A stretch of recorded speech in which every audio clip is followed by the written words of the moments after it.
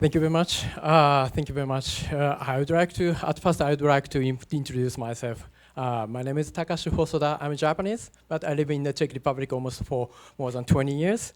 And on the website, my affiliation is lecturer of the Charles University, but I have another identity of the assistant professor of the Defense University of the Czech Republic. It is not neither misinformation nor disinformation. It's actually true. And today I would like to focus on the analysis of China's historical warfare, and especially I utilize the example of the Ryukyu, or the Ryukyu is an old name of the Okinawa, and especially the Okinawa is quite important because now more than 74% of U.S. force is Japan's facilities concentrate on Okinawa, and also even if something happened around Taiwan or on Taiwan, the Japan will be indeed willing or not. But Japan should play some important role that currently, for example, the Poland plays for the Russian invasion of the Ukrainian case. So in that sense, we need to very carefully to analyze the China's warfare, and it is the part of the cognitive warfare, right? The China's cognitive warfare or hybrid warfare, it is based on the composed of the three warfares. I mean the public opinion warfares, international legal warfare, and the psychological warfare. And today, I don't have the intention to criticize specific Chinese scholars, but more, focusing on how the China make pretend the quite clear and critical or historical approach, but actually it is primary the political or propaganda first approach. Okay, and here. Yeah, this is the architecture of today's presentation and the critical analysis of Chinese historical narratives about the Ryukyu, and especially since 2009, it's very clearly increased the article about possible, the sovereignty question on the Okinawa by Chinese scholars. And also the public survey in Okinawa is quite important to show you that actually the Chinese side or Chinese academics quite strongly expect, there are so many, the dissatisfaction among the Okinawa's people, especially, the presence of the American forces and the Japanese government attitude. So that's why many of the Okinawans want to achieve the independent, and the China can support. And it is kind of a narrative in the Chinese society. And actually, and when you can search through the Baidu or something like that, the search engines about Ryukyu and Okinawa's, almost all story. The narratives is focused on these kind of misinformation or disinformation, and then how to evaluate and tackle China's historical warfare. Okay, and here, and I at first selected the iSession. It is the platform in China or Chinese the internet, and together so many articles about quite a wide range of the topics, including the Okinawa, Ryukyu, and history, and so on. And since 2009, for the first time, the one article about Ryukyu published. Then the number of the articles related with the Ryukyu or Okinawa has been increasing quite rapidly. But of course, in some exceptions, for example, like 2018, there issued a zero article about Okinawa or Ryukyu because this year, the Prime Minister Abe visited China. So that's why the China, especially the Chinese authority, also needed to make some stable relations between China and Japan. But actually, after this period, I mean the 2021 and 2022, even during the COVID crisis, it's kind of the world warfare approaches by Chinese side. And this table shows you the totally 89 articles related with Okinawa and Ryukyu. Now, of course, it is since 2009 to the May this year, so that's why it should be more. But I very carefully read and analyze almost all 89 articles and categorize this separate and pillars like historical legal status of Ryukyu, Okinawa related articles, especially the Senkaku Isles or Daoyu Islands and Okinawa. And then the doubt about the Japan's sovereignty over the Okinawa and Ryukyu identity of the Okinawans, and the influence on Chinese culture in Ryukyu and Okinawa, and the oppression of the Okinawans by Japanese government and the U.S. Forces and so on. And of course, it is quite difficult to identify and distinguish every article because every article has so many topics altogether, and to criticize Japan or Japanese and label Japan as imperialism, and China need to fight against the imperialism or Nazism or fascism, right? So in this sense, it's quite tough to distinguish and identify the categories, but I made it, and finally I made some findings like this. You know, the number of the article has been increasing, especially current past 2 or 3 years, it's increasing, right? It is very clear tendency, especially after the Xi Jinping's re-elected the post, and also the end of the the smile diplomacy of the Xi Jinping. Now that article should be the number of the articles should be increased. And also, the quite interesting shift is, at first, they start focusing on the Ryukyu or Okinawa narratives because, about the Senkaku territory dispute between Japan and China. Of course, I know not only the China, but also the Taiwan, also the player of the Senkaku or Daoyu territory dispute, but it is a good example of some kind of the cooperation between Japan and Taiwan. It's a very, very creative approach, but today I don't mention about this approach, but from the Senkaku issues to the more Okinawa issues, it's a very clear shift from the Senkakus to Okinawa. And from cultural influence, of course, the cultural influence is the narrative. And if the China has very strong cultural influence over Okinawa, that is why the Okinawa should be the part of China. But it does not make sense, right? For example, almost all Asian culture have some kind of the connection with Chinese culture. So that's why if it is a very correct and a very, rational explanation, every Asian country should be a part of China, or even the Beijing want to be like this, right? So that's why from the cultural influence to more Okinawan's operation by especially the Japanese government and the presence of U.S. force Japan. And there's so many problems related with U.S. soldiers and crimes and so on. So that is why they justify the China's approach. So, and there are so many findings through the analysis. And first, for example, the very critical analysis of the China's historical narratives through this, and at first, the conceding of the historical evidence, and which are inconvenient for their attention, or their assertion.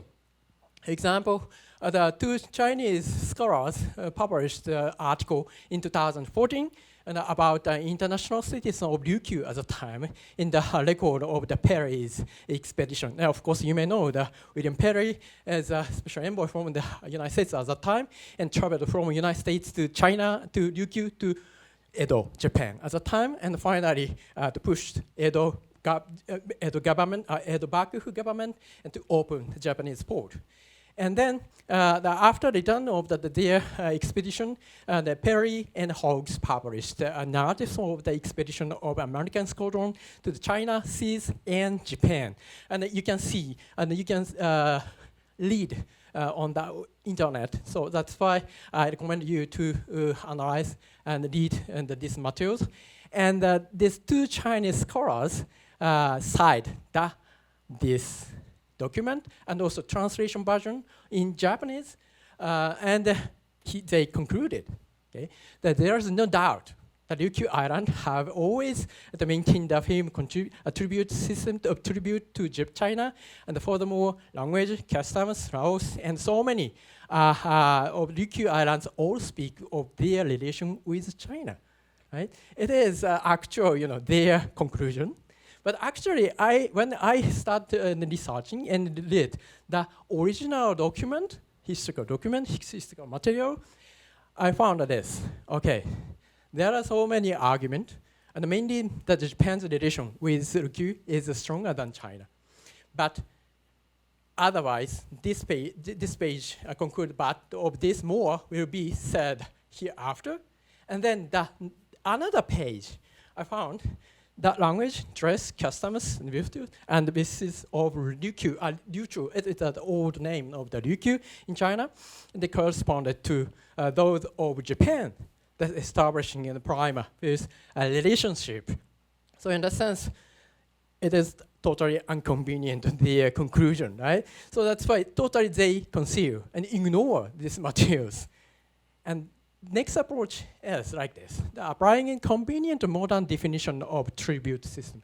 Of course, I know there are so many arguments about tribute system and evaluation about the tribute system, but they apply the more modern definition of tribute system in the period of the final phase of the Jin dynasty. So many Chinese scholars at the time learned a lot from the Western culture, Western definition of the sovereignty, territory, and so on. And then reorganize that definition of the tribute system and to start apply, right? So that's why it is not actually, it is not possible to apply this modern definition to analyze the historical event, right? And for example, this one Chinese scholar or Chinese scholar mentioned until the Japanese occupation in 1879, Ryukyu was a tributary state and under direct Chinese control. That is why the Ryukyu or Okinawa should be a part of China. Okay?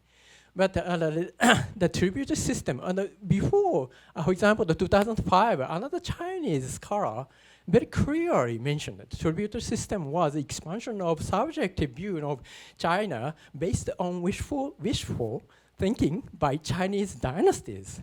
And in reality, not an objective entity recognized by others. Right? It is more expectation of the Chinese Jin dynasty and so on. But actually, they start applying the more modern definition of tribute system, and through this, they utilize this as evidence of the China's influence and China's sovereignty, the possible sovereignty over Taiwan, and also the projecting in the CCP's historical view, official historical view, and it should be the Imperial Japan and the United States humiliate Okinawans or Ryukyus. And the armed invasion of Ryukyu by Satsuma clan in 1609. Actually, the Satsuma clan deployed soldiers on Ryukyu Kingdom at the time and start control the Ryukyu Kingdom since 1609, and also characterizing period of the Satsuma rule as an operation and occupation. And the Ryukyu disposition by Imperial Meiji government in 1879. Actually, the Japanese Meiji government put Ryukyu Kingdom in the Japanese territory. So in that sense, the China start utilizing and claiming and labeling is a kind of the imperial behavior and so on. And it is totally not possible to accept it.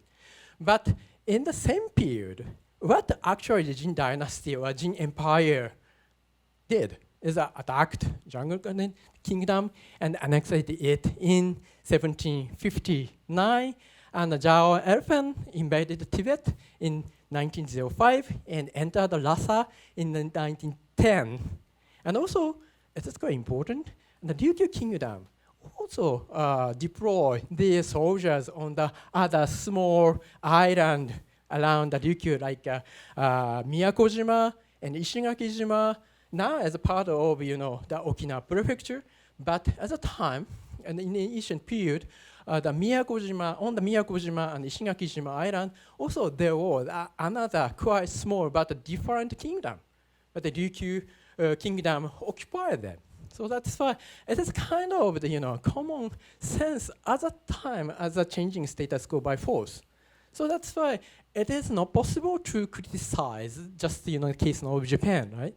And also the historical event of the past should be told with awareness of the norm of that time, not with some current day values in standards and need to objectize. So it is the quite important findings, and also emphasizing China's cultural influence as evidence of Chinese sovereignty. And another article published in 2012, and Ryukyu was both an independent country and was a state of the Chinese dynasty, and very close cultural relations with China, although Japan occupied it by force. Ryukyu's sovereignty still exists on Chinese side. It's totally nonsense, but they very clearly they mentioned in their so-called academic articles. And also there are another quite interesting point is only if succeed of Chinese anti-imperialism and anti-colonialism can make Ryukyu Islanders achieve decolonization and regain the sovereignty of an independent nation. And especially it is not a Chinese scholar, but a Taiwanese scholar, the published 2022. I know that he has some controversies explanation about the Tibet in the Taiwanese TV program.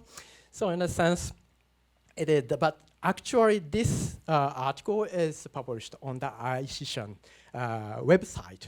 So in a sense, it is quite official narratives. So it is possible to understand the official narratives of the Chinese Communist Party, because outside of these narratives, yeah, of course, these articles should be criticized as historical nihilism, right? So that's why it is an official view of the China. And what about the survey of Okinawan people? Yeah, it's according to the public survey on Okinawa, affinity of China in Okinawa is quite shocking, maybe shocking for Chinese side, because this one. Sorry, yeah, this one. Yeah, okay. Sorry. Example, it's the average value of the affinity, and the highest is the Japan, right? And next is United States, and China is minus, not a plus, but minus. And even according to the Chinese official or Chinese academics explanation, the average Okinawans hate the United States or US military presence, or even the Japanese government approach to the Okinawans, right? But actually, the China's presence and China's affinity is lowest in Okinawa's society. And also, the threat perception in Okinawa, they are very clear that they feel that China as a threat, and even higher than the average of the Japanese society. It is published in 2022. It's quite latest information.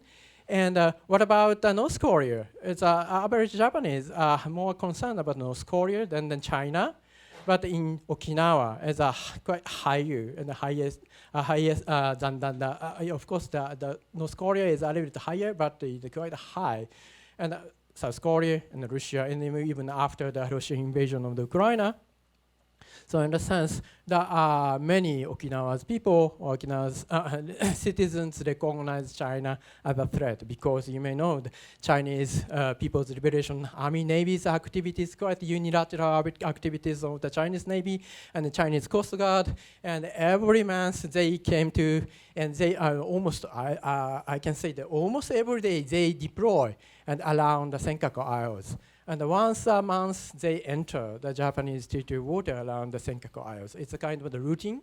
And not only, in addition to this routine work or routine activity, when Japanese fishing boat try to fishing around the Senkaku Isles, then the Chinese Coast Guard also start escorting Japanese fishing boat and intermediate and observe that Japanese fishing activity. So in this sense, many Japanese fishing boats reduce the fishermen, reduce their intention and their motivation to go to the around the Senkaku Isles. Right? So that's why this kind of the operation or activity, quite a unilateral activity, make the Okinawans, the threat, the perception, more, anti-China tone.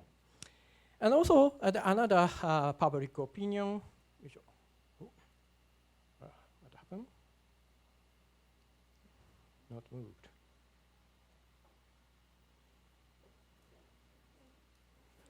Yeah, next page, please.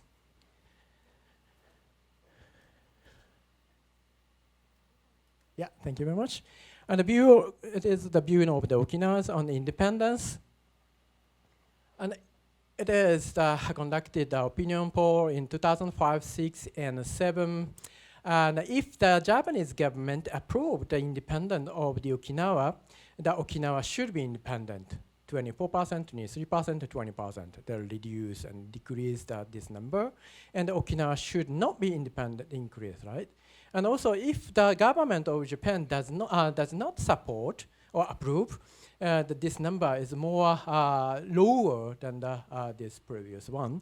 So in the sense, almost all Okinawan's people, they have some tendency to achieve, they want to achieve some independence, means not the actual and complete independence, but they want to more wider autonomy.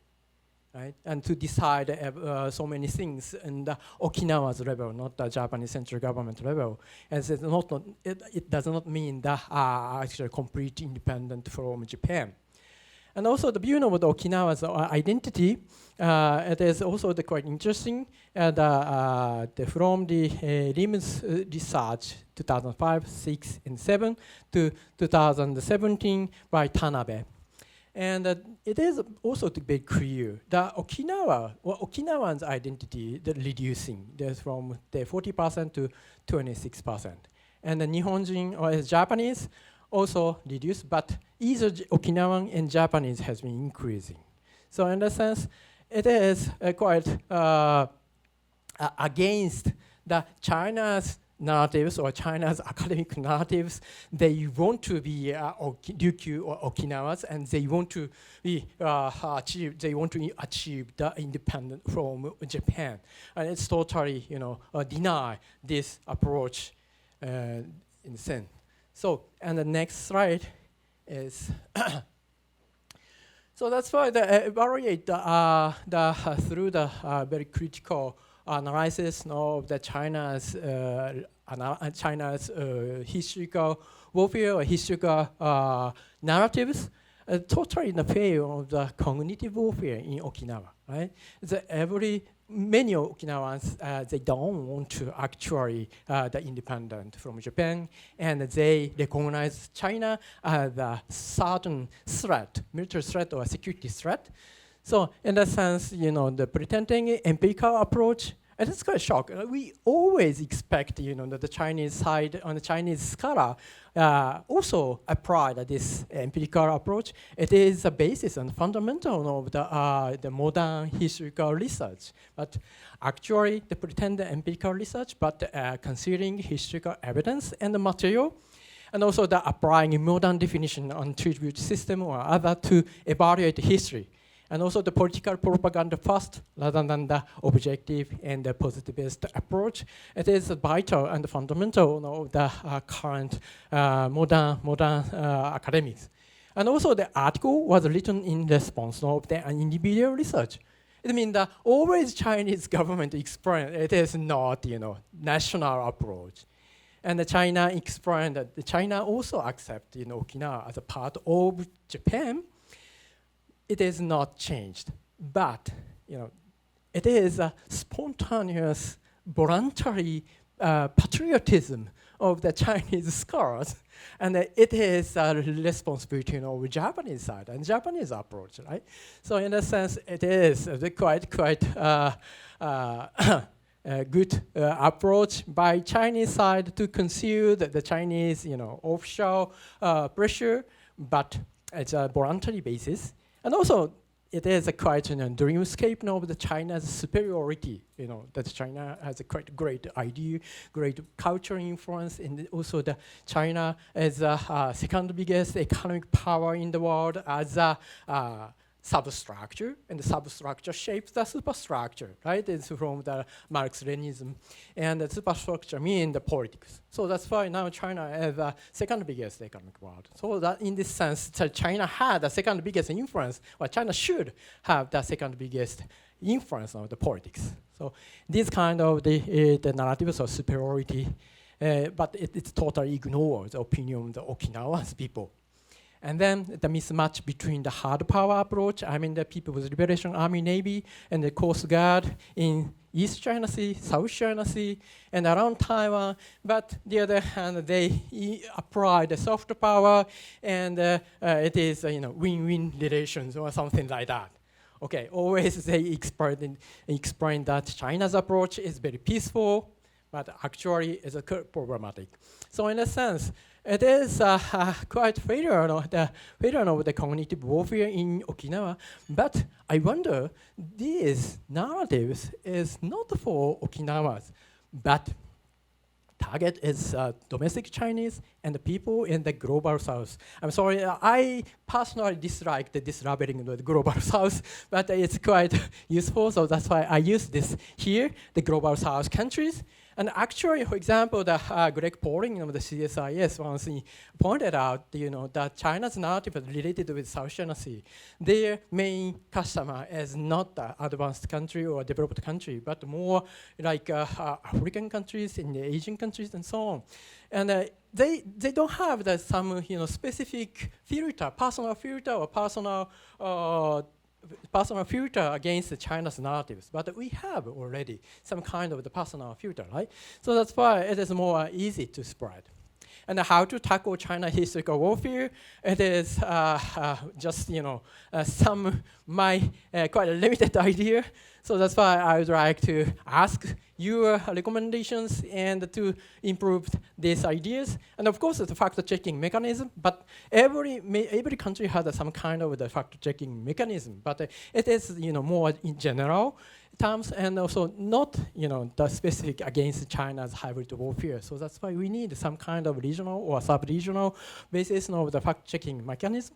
And also the parallel expression is very important because we should show the China's narratives, and besides the China narratives, we can explain actually, the fact-checking outcomes from the fact-checking and so on, and to point out, for example, the concealing of the historical evidence and so on.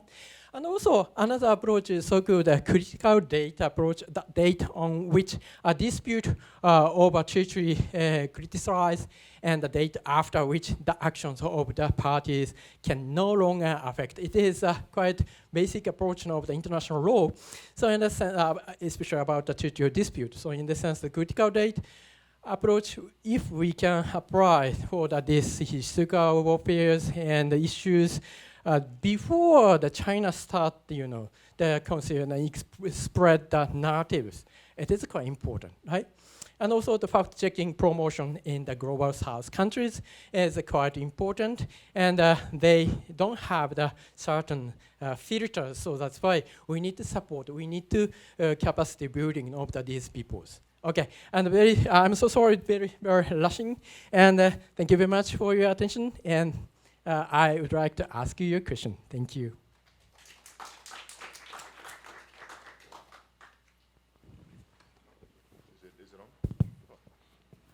Thank you, Dr. Hosoda. That was a fascinating presentation. I found that really, really interesting. By the way, I'm John Dotson from the Global Taiwan Institute in the United States. Maybe a quick comment and then a question for you. I guess the quick comment, which you just kind of touched on, I think all of these themes provide another great example of one of the PRC's problems in its international or external propaganda, is that they craft these narratives or stories for a domestic audience and then find that they fall flat internationally, and they often just try to keep saying them louder and hope that will have an effect. But the question I had for you is, if these if as you argue these propaganda narratives are not really very effective in Okinawa, how would you compare that with another aspect of Chinese influence operations, which is elite cultivation, and some of their recent efforts to cultivate the governor of Okinawa, and so forth. How would you sort of contrast those two together? And is the PRC having any more success with elite cultivation, perhaps, or do you think not really there either? What are your thoughts on that? Yeah, thank you very much. It's quite interesting question, and I can say, for example, I can point out, for example, that this narrative is related to Okinawa. For example, that June this year, Xi Jinping visited Ryukyu Historical Museum above suburban of the Beijing. They have. Okay. And it is actually some kind of the signals from Chinese side, and I think there are so many reasons. Yeah, of course, the primary they want to push the American presence out from Okinawa. But the other hand, another reason I think, and especially not only I, but also the Japanese scholars pointed out is, actually it is a warning from Beijing. If more and more Japanese government want to engage and enter the Taiwan issues, that Beijing have the potential to start criticize more clearly the Okinawa issues or Ryukyu issues. It is a kind of the alert from Beijing or signal from Beijing. I think these kind of the narratives is also had a different meaning. So in this sense, it's basically primarily their target because so many articles, almost all article in ICCN is in Chinese, and it is not possible to ordinary Japanese can read it, right? So that's why these the narratives are mainly for Chinese and people in the global South countries through the Chinese official media, but there are so many impact and also the element, and I think that the warning from Beijing is quite strong, the message. Thank you. Are there any questions? So please.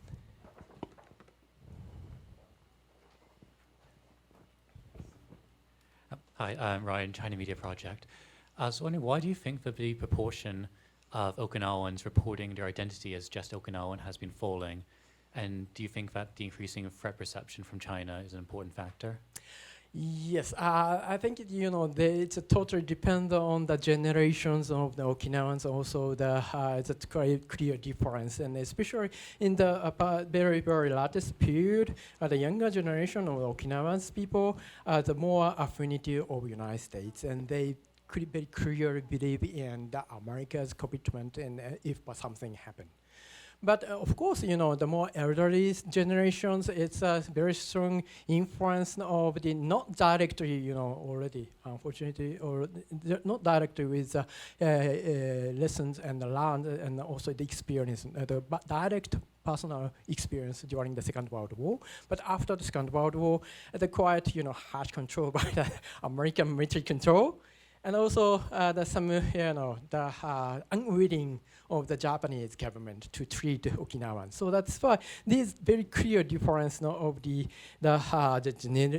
between generations, and also the quite important evidence of these narratives is, for example, this year the Okinawa's NGOs organized some, signature about to prohibit and to move the American facility to Henoko. But more than 80% of a signature is not by Okinawans, but by the Japanese mainlanders. So in this sense, I think that now the more younger generations is more affinity of the United States. Okay, so time is out. Thank you very much for your attention. Thank you.